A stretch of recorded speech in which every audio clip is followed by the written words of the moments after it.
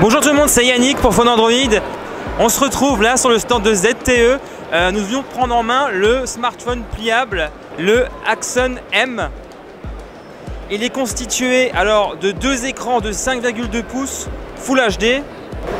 Alors on fait un point sur la fiche technique. On retrouve le SoC Snapdragon 821, une batterie de 3180 mAh et deux écrans de 5,2 pouces pouvant restituer un affichage d'approximativement 6,75 pouces.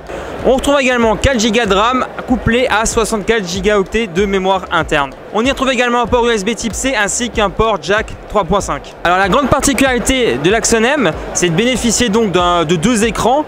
C'est simple en fait, on peut déplier le smartphone et on a en fait en quelque sorte comme une petite tablette. Alors le constructeur a choisi de mettre à disposition des utilisateurs 4 modes différents.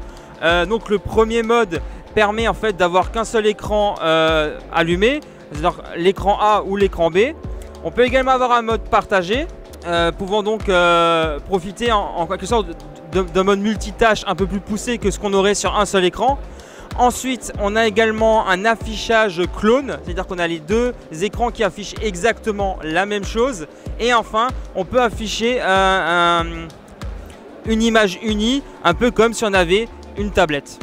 Les deux écrans en fait sont réunis par une petite charnière. On voit un petit espace entre les deux écrans, ce qui dérange un petit peu au niveau de l'utilisation à certains moments. Il est dommage que les écrans ne soient pas un peu plus borderless pour qu'on puisse bien coller les deux écrans, c'est un petit peu dommage.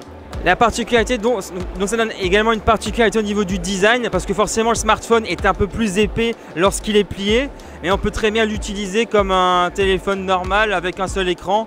Ça ne dérange pas, bien qu'au niveau de la prise en main, ce soit quand même un peu plus contraignant. Alors lorsqu'on est en mode affichage uni et que l'on souhaite visionner une vidéo avec les deux écrans, ce qu'on n'apprécie pas effectivement c'est la présence de la petite charnière au milieu qui coupe en quelque sorte la vidéo en deux.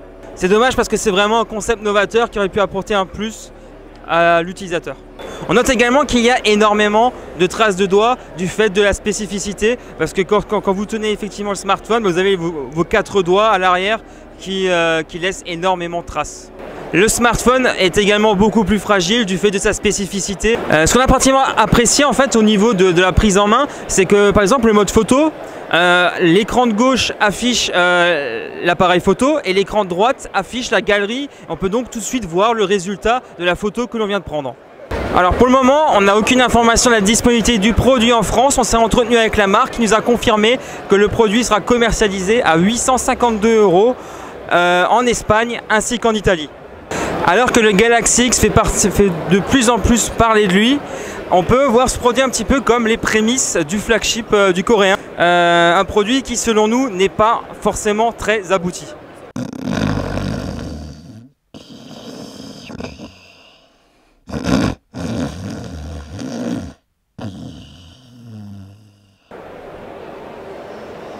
Maintenant je vais parler de... J'ai plus besoin du téléphone.